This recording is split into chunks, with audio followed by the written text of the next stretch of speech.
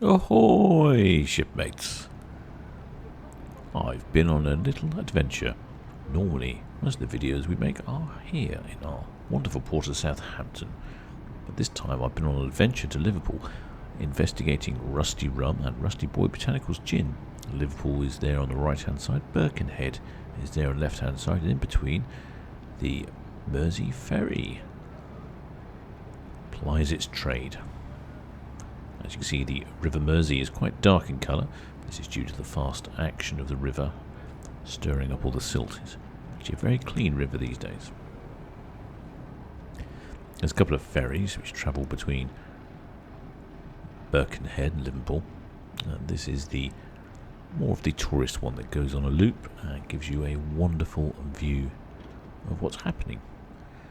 It is the Dazzle ferry, or otherwise known as the Snowdrop.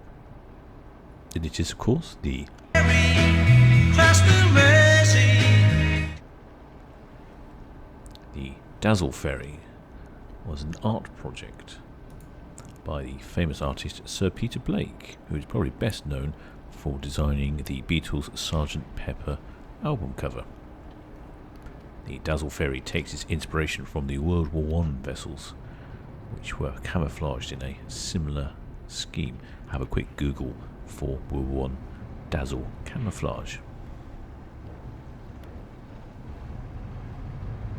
As you can see, it's a wonderful day here. I managed to find a day that wasn't raining, and look at that skyline across the Mersey there. Brings to mind the image of Chicago at the southerly end of Lake Michigan. It's not like your typical skyline in a English city. Not a great deal of river traffic.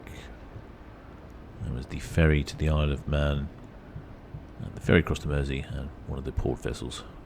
In the background there you can see the spire of St Mary's Church that was partly demolished in 1977. And also on the Birkenhead side is the Kenilworth Shipyard, responsible for building many military ships, including the Ark Royal. See, it was a lovely day, a bit of a breeze, but nevertheless a lovely day. This is the Liverpool Cathedral in the distance there, looking very modern and rectangular. That's on the Liverpool side.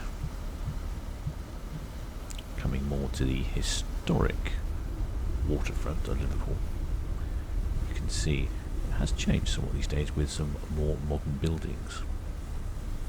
The city of Liverpool was awarded the UNESCO. Liverpool became the UNESCO World Heritage Site in 2004 due to the extremely large number of listed and old buildings. Unfortunately, Liverpool lost this status of UNESCO World Heritage Site due to the increasing number of modern buildings that have been built on the waterfront. I personally don't have too much of a problem with that. I quite like the juxtaposition of old and new. This building in front of us is the Port Authority building, and along with the building to the left, which is the old Cunard headquarters, and the Liver building, which is this one just here, these three buildings make up what's commonly called the Three Graces on Liverpool's waterfront, named after Greek mythology, and that's the goddess of charm, beauty and creativity. I would say that the Liver building is probably the best known, with the liver birds perched on top. It is said that if the liver birds ever leave the building, Liverpool is doomed.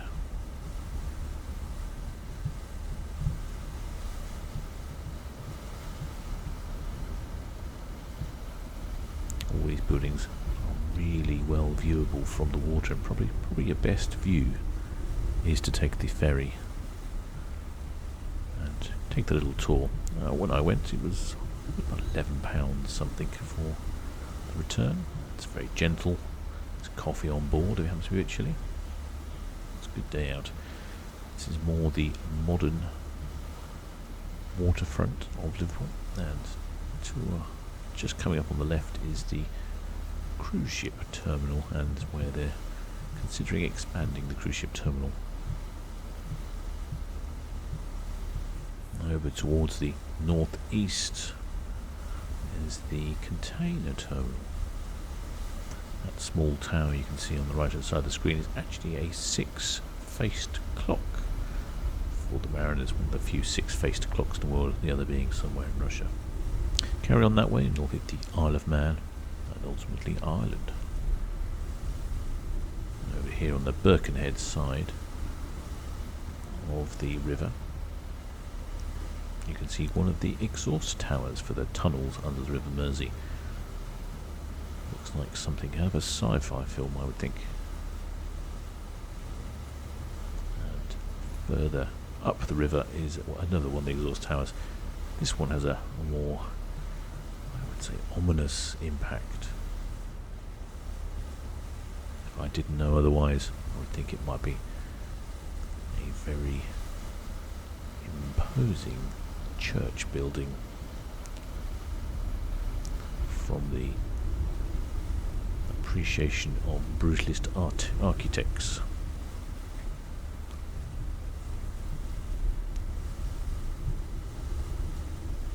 And the ferry takes about 15 minutes, 20 minutes to do its leisurely jaunt from one side to the other side. There's an onboard commentary, and they inform you of all the various buildings and what's happened on the river and what goes on. Certainly a great way to see both Birkenhead and the city of Liverpool. Definitely recommended if you're in the area and want to catch a ferry. When it's foggy, back in the days before radar, they used to ring the bell loudly and used to sail towards the ferry.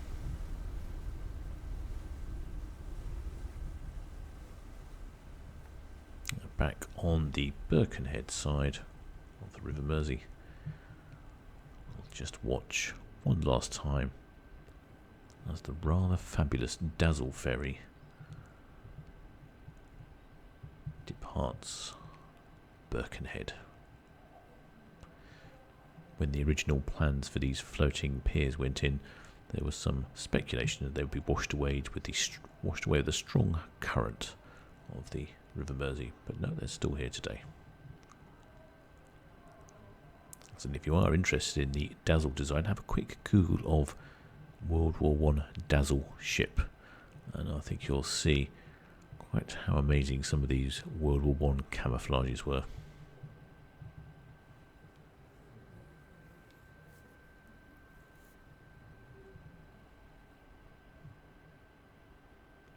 Well, I hope you've enjoyed that quick little visit to the waterfront of Liverpool and Birkenhead,